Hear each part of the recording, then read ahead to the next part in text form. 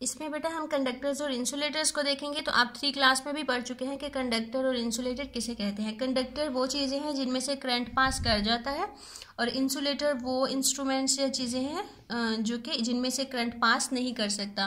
तो आपने अपने इर्द गिर्द देखना है, और जिन चीज़ों में से करंट पास कर जाता है उनके नेम राइट करने हैं 3, और जिनमें से करंट पास नहीं कर सकता उनके नेम राइट करने हैं। फॉर एग्जाम्पल आयरन यानी लोहा, साल्ट वाटर यानी वो पानी जिसमें नमक या साल्ट कोई भी मिला हुआ हो, इसके अलावा गोल्ड, इन चीज़ों में से करंट पास कर जाता है। इसके अलावा अगर आपके माइंड में कोई और मटेरियल हो जो आप लिखना चाहें तो आपकी चॉइस है, आप कोई और नेम भी राइट कर सकते हैं जिनमें से करंट पास कर जाता है। इसी तरह वुड में से करंट पास नहीं करता, पेपर और रबर वगैरह में से करंट पास नहीं करता। तो ये इंसुलेटर्स होंगे।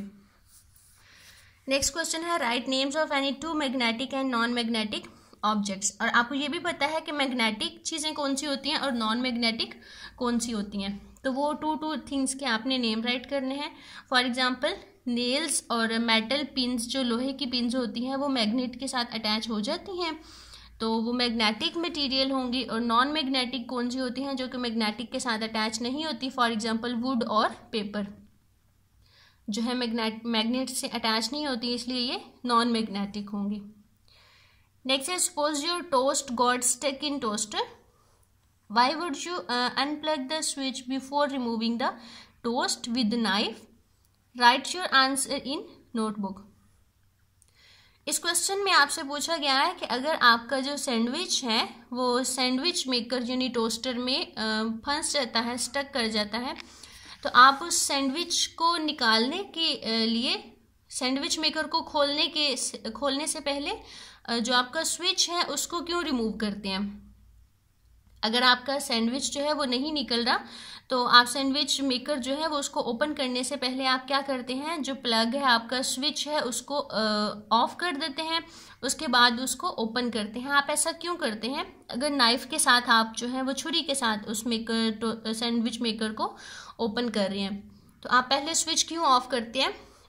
क्योंकि आपको पता है जो नाइफ है वो आगे से स्टील की या फिर लोहे की होती है, तो लोहा जो है वो कंडक्टर है, उसमें से करंट पास कर जाता है। तो इसलिए आप जो है वो सेफ्टी के लिए, ताकि आपको शॉक ना लगे, करंट ना लगे, तो आप क्या करेंगे, पहले स्विच को ऑफ करेंगे, उसके बाद नाइफ के साथ टोस्टर को ओपन करेंगे। तो इसमें रीज़न आप क्या लिखेंगे, टू प्रिवेंट इलेक्ट्रिक शॉक, कि इलेक्ट्रिक शॉक से बचने के लिए, because knife is a conductor, क्योंकि नाइफ जो है वो कंडक्टर है, इसलिए इलेक्ट्रिक शॉक से बचने के लिए आप पहले क्या करेंगे, स्विच को ऑफ करेंगे। ये क्वेश्चन आपने नोटबुक्स में राइट करने हैं। नेक्स्ट क्वेश्चन में आपको 2 पिक्चर्स नज़र आ रही हैं, तो इसमें आपने बताना है कि पुश कौन सा है और पुल कौन सा है। तो आपको पता है जो अपनी तरफ जब हम किसी भी चीज़ को खींचते हैं तो वो पुल होता है, और जब हम अपने से अवे किसी चीज़ को धकेलते हैं तो वो पुश होता है। अब नेक्स्ट पेज ओपन करें।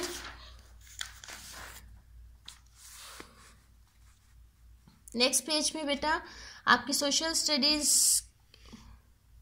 क्लास 4, नेक्स्ट पेज में बेटा आपकी एक्टिविटी है। अब हम एक्टिविटी सॉल्व करेंगे। इस एक्टिविटी में हमने क्या बनाना सीखना है कि आपको पता है आजकल जो है वो वायरस बहुत ज़्यादा पेंडेमिक वायरस जो है वो फैला हुआ है, तो इससे खुद को प्रोटेक्ट करने के लिए आपने अपना मास्क जो है वो टिश्यू पेपर से खुद रेडी करना है। तो उसके लिए आपने क्या करना है कि ग्लू स्टिक लेनी है, जो चीज़ें आपको रिक्वायर्ड है। ये एक्टिविटी जो है वो हम क्लास में जब आप स्कूल आएंगे इंशाल्लाह तो हम क्लास में भी परफॉर्म करेंगे। हर बच्चा जो है वो अपना मास्क जो है वो टिश्यू पेपर से खुद रेडी करेगा और उसको पहनेगा, इसलिए आपने इसको ज़रूर सीखना है। तो फर्स्ट स्टेप क्या है कि आपने क्या क्या चीज़ें लेनी है, ग्लू स्टिक, रबर बैंड आपने लेना है या फिर इलास्टिक, और कॉटन फैब्रिक या टिश्यू रोल। आप कॉटन फैब्रिक कपड़ा भी यूज़ कर सकते हैं या फिर टिश्यू पेपर भी यूज़ कर सकते हैं। फर्स्ट स्टेप में आपने क्या करना है, fold pleats in tissue paper at the ends. Pleats should be about 1 और 1/2 इंच वाइड।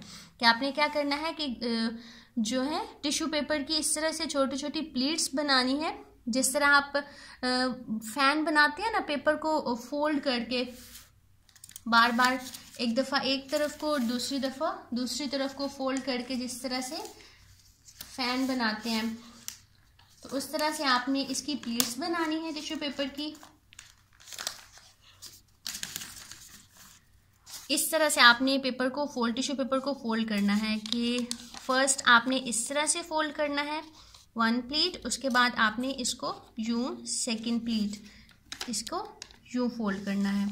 इस तरह से आपने टिश्यू पेपर की प्लीट्स बनानी है और हर प्लीट जो है वो 1/2 इंच जो है वो वाइड होनी चाहिए।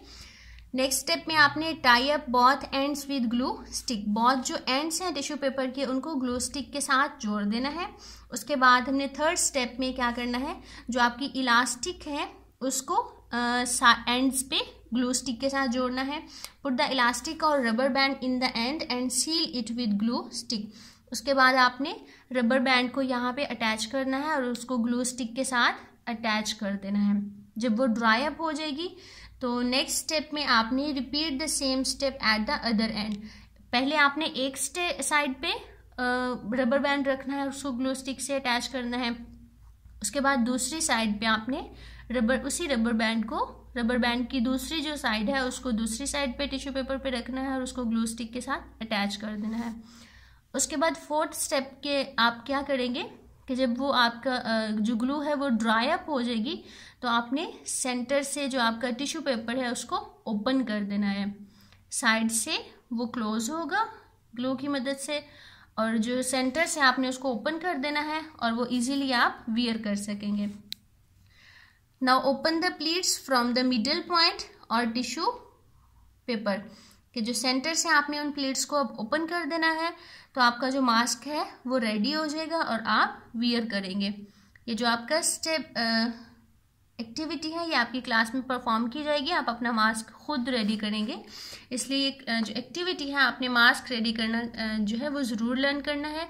जो आपके क्वेश्चन आंसर है नोटबुक का काम वो आपने नोटबुक पे सॉल्व करना है। इंशाल्लाह जब आप वापस आएंगे जल्द ही तो आपका सारा काम जो है वो चेक किया जाएगा और एक्टिविटीज़ क्लास में परफॉर्म की जाएंगी। आपने वीडियो को लाइक करना है, शेयर करना है, अच्छे से लर्न करना है अपना लेसन और अपना बहुत सारा ख्याल रखना है।